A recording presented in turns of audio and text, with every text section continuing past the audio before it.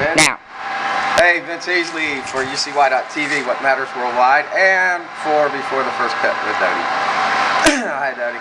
Hi. Glad you're out here. This is Ralph. How you doing, Ralph? Fine. Good to talk to you. I'd like to just ask a few questions.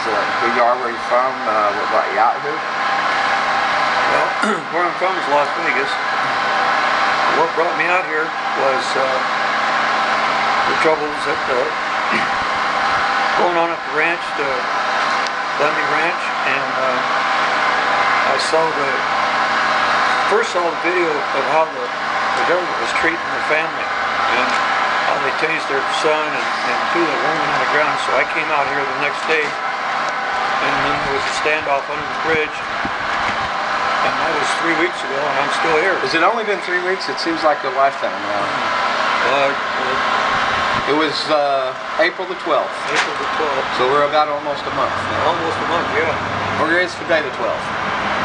Or 11th. Anyways, we're about a month, I guess. Okay. It seemed like a long time. I've been back and forth this whole month. Probably got a good 3 weeks out here on the ground myself. I too think it's important to be out here and to stand witness, stand in the gap. Stand in the gap, yeah. Well, what's some of your experiences since you've been here?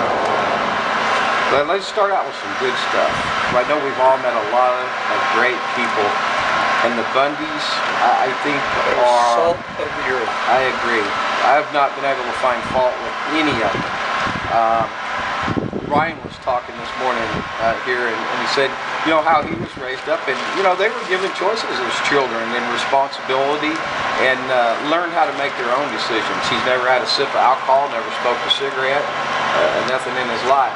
And you know, people think that Clive and Bundy's some rich, well-off rancher, and the fact is that they're just good old country folks, cowboys, country boys, farmers.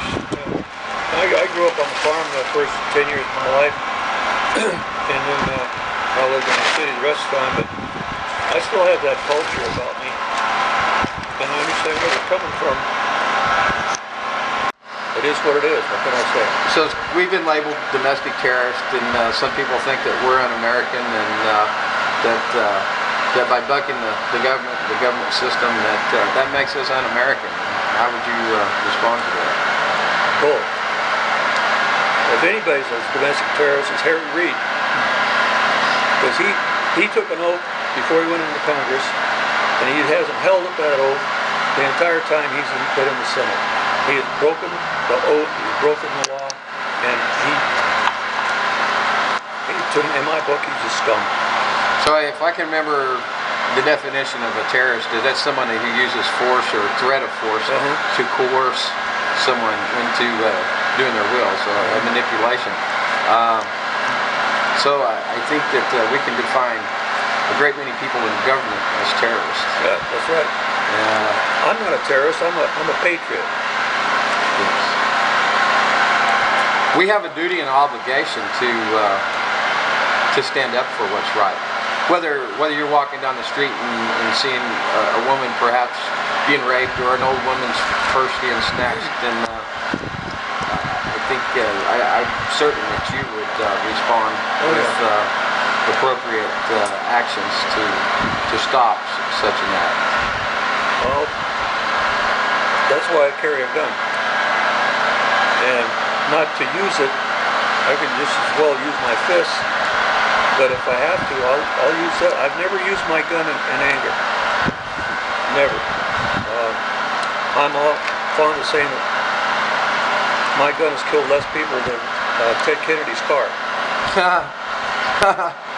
I shouldn't laugh. Well, let me ask you the question.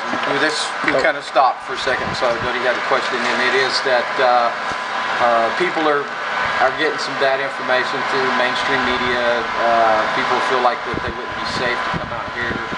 Now, I know I feel very safe. I'm not armed, but there's so many people around me that are armed. I feel perfectly safe. Well, they should feel safe because we're not criminals. We're not bad people. A lot of us are armed, and because we want to be, to protect ourselves and to protect our neighbors. And even though I never met either one of you before, I consider you neighbors. And I'll defend to the death if necessary your right to your freedom of speech and what goes along with the 10 Amendments, you know. It's the Constitution, and I'm not being very eloquent, but You're doing great. the reason why I came out here was for my children, my grandchildren, my great-grandchildren. Because I would like them to grow up to see the same America that I have. You know? And it just saddens me that people in Washington, D.C. can come out here and take away from somebody who's worked hard all their life and just take it away because of money. Basically what it's all about is money. Well, they can get richer. When Harry Reid went into office, he was broke, and now he's a multi-millionaire. What does that tell you? Insider trading is legal. Yeah, insider trader's legal, and he come out here to steal the ranch away from good, hard-working American people. They done made another 19 or so farmer ranchers out here fold the buckle because the changing of the rules and regulations about running cattle. They cut them back to how many cattle they could run. The animal units, they increased the price. Then they started saying you can't run cattle in the spring green up. Yeah. And that's the most important time right there. They claimed that tortoises were being endangered, but the fact is tortoises actually eat the cow poop. Yeah. And here's something else that the city folks don't realize, is that a cow will not step on another living creature. They'll go around it and step over it. They will not harm another living creature. Neither will a horse. No, neither will a horse, no. I had a thought and it was just faded. As far as the tortoises and I know what I was going to say. I pretty much grew up in this area, and I hunted out in this area. Trapper, you're a trapper too. A trapper, a bird hunter, and I've run across game wardens before, and I remember years ago they were never armed. Never armed. And there was a camaraderie, you know. They'd come up to you and say, how you doing, how's the hunt going, you know, fine, you know, yada yada. But now they come up threatening because I have a gun. They walk up to me with their hand on the gun because they feel threatened. I don't know why, but the whole country is changing. Would you say it's kind of bypassing the posse comitatus as far as military not being able to do police action? So they've actually militarized police and so many other government agencies, and it's really sidestepping the. BLM never carried guns. Why should they? They're to manage land, or there's something else there. Yeah, there's absolutely something else there. That agency was designed to manage land, not to confiscate it. Exactly, and then to make deals with their crony partners and. Well, they're just following orders, like the Nazis did. That's the way I look at it. The Nazis followed orders too, and look what happened to them. And that's what hopefully I don't want to see anybody harmed in this whole situation. But if you do something wrong, you're punished for it. That was a great day. Saturday, April the 12th. Yeah, it was. That's almost an original event in history. I mean, there's some other incidences in the past where we see some similar actions, but I think of the confrontation with the British and the Minutemen on the Concord Range. I mean, they were shooting them, but they're not shooting them. I went underneath the bridge. I left my gun in the car, and when I saw the BLM guys pointing guns at everybody, I was nervous. I was scared. I was scared to death. I was shaking so bad I couldn't even hold my phone without dropping it. I didn't even think if things had gone bad. Yeah, but fortunately they didn't, and the people's reaction was to cheer, and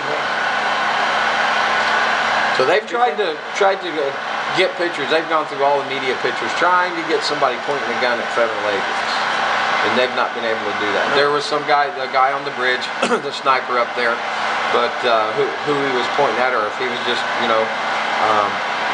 being prepared in case, some of these agents decided to open fire on American people. well, if you look at that picture very closely, where he was between the barricades, Right. he couldn't, from his position, he couldn't fire on the agents. No, because they were back. I know that for a fact because I actually walked by them, and I know where the second bridge is on the southbound I-15. The federal agents were on the other side, which would have been back to the west. And what you said, there's no way that he could have been aiming because the angle would not allow. Okay, I gotta do the next one. As far as the standoff goes, we may have won the battle, but we haven't won the war. And I don't mean a war in the sense of shooting, but the war of words. The Constitution means something, and should mean. Come on, okay. But what does it mean to me? It means that people are taking a stand. Every day, people pull in here and they donate food, they donate water, they donate fuel. We have an ice box and a refrigerator that's donated. We have a generator that's been donated. People are coming out of the woodwork to support us. And that gives me solace to know that America is starting to wake up, even if it's a small percentage. Because in the Civil War, a small percentage of the people stood up against the king. And there was a few that were Tories, and there was a few that were apathetic, but we went against the greatest army in the world at that time, and we're going against the greatest army in the world now, today. And I feel God is on our side. And we will prevail.